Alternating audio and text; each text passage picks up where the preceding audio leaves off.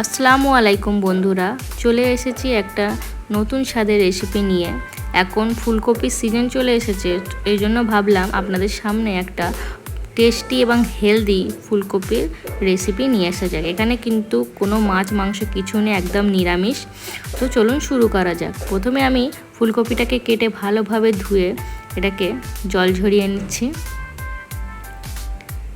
এই রেসিপিটা একদমই নিরামিষ এবং খেতে এত টেস্টি হয় এবং এত হেলদি যে বাচ্চারা বয়স্করা সবাই একদম চেটে পুটে খাবে। এখানে কিন্তু কোনো মাছ মাংস কিছুই ব্যবহার হয়নি এবং খেতে অসাধারণ হয়। এই রেসিপিটি বানানো একদম সহজ। তো কিভাবে সহজ পদ্ধতিতে এই হেলদি নিরামিষ ফুলকপির তরকারিটা বানাচ্ছি, তো চলুন শুরু করা যাক। প্রথমে সরষের তেল গরম করে এখানে আমি আগে থেকে যে আলু কেটে রেখেছিলাম সেগুলো আমি নুন হলুদ দিয়ে ভালোভাবে লাল লাল হওয়া পর্যন্ত ভেজে নেব।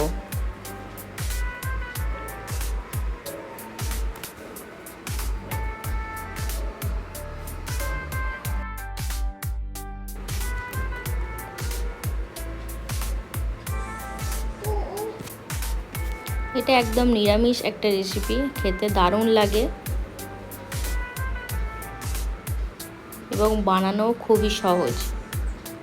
আলুগুলো ভেজে নিয়েছি, এবার আমি এটাকে তুলে নেব।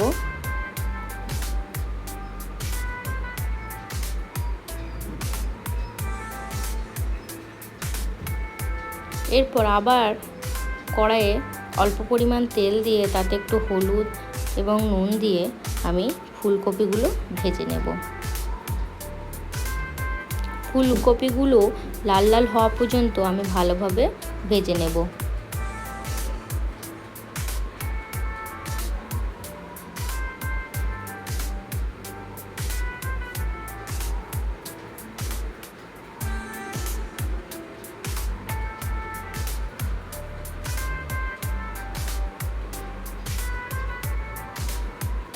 ভিডিওটি সম্পূর্ণ দেখবেন এবং ভালো লাগলে অবশ্যই একটা কমেন্ট করে জানাবেন এবং চ্যানেলটিকে সাবস্ক্রাইব করে দেবেন।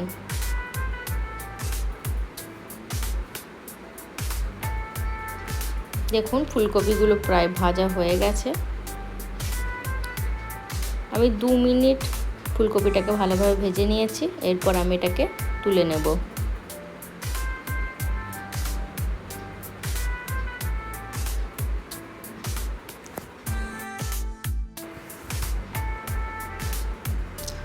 এরপরে কড়াইয়ে সরষের তেল আরেকটু দিয়ে আমি যে টমেটোগুলো কেটে রেখেছিলাম সেগুলো আমি ভেজে নেব। টমেটোগুলো আমি একটু বড় সাইজেরই রেখেছি এবং টমেটোগুলো আমি ভেজে নেব তেলে। দু পিঠেই ভালোভাবে আমি ভেজে নিচ্ছি। টমেটো কিন্তু এরকম গোটাই থাকবে এবং দেখুন টমেটোগুলো আমি ভেজে নিয়েছি, আমি তুলে নিচ্ছি। এরপরে তেলে আমি পেঁয়াজ কুচি এবং কাঁচা লঙ্কা চেরা দিয়ে ভালোভাবে এটাকে আমি ভেজে নেব। যতক্ষণ না পেঁয়াজটা লাল লাল হচ্ছে ততক্ষণ পর্যন্ত আমি এটাকে ভেজে নেব। দেখুন পেঁয়াজটা কিছুটা লাল লাল হয়ে এসছে। এরপর আমি দিয়ে দেবো এতে শুকনো লঙ্কা বাটা এবং আদা রসুন বাটা। ভালোভাবে মশলাটাকে কষাতে হবে।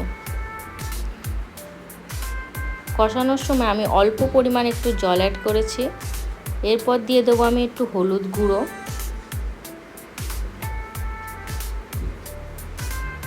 এবার ভালোভাবে এটাকে আমি মশলাটাকে কষাবো যতক্ষণ না এর তেল ছাড়ছে এবং রঙটা একটু চেঞ্জ হচ্ছে। এরপর আমি এতে পরিমাণ মতো নুন দেবো।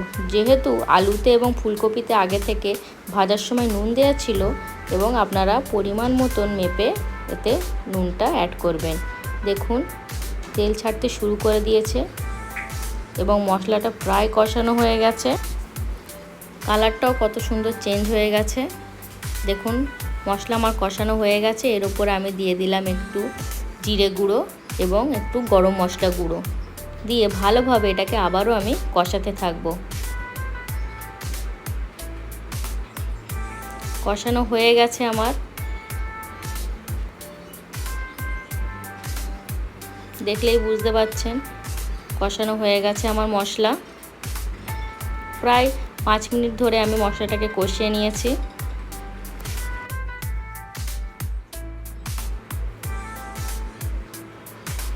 এরপর আমি আগে থেকে ভেজে রাখা ফুলকপি এবং আলুগুলো দিয়ে দেব। প্রথমে আমি ফুলকপি দিয়েছি, দিয়ে ভালোভাবে একটু নেড়ে চেড়ে তারপর আমি এতে আগে থেকে ভেজে রাখা আলুটা অ্যাড করব। টমেটোটা কিন্তু আমি এখন দিচ্ছি না। দেখুন ভালোভাবে আমি আলু এবং ফুলকপি দিয়ে ভালোভাবে এটাকে কষিয়ে নেব। কষানোর পর এতে অল্প পরিমাণ জল দেব।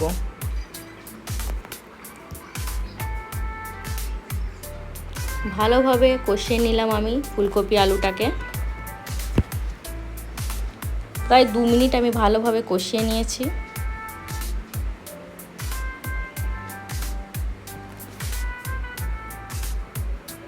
দেখুন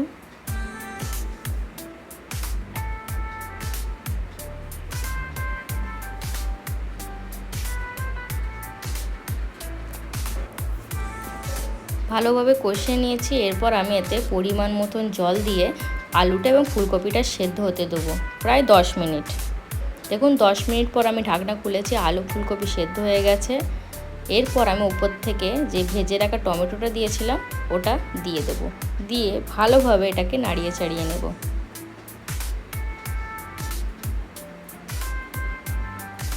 দেখুন ফুটতে শুরু করে দিয়েছে, রান্না আমার প্রায় শেষ।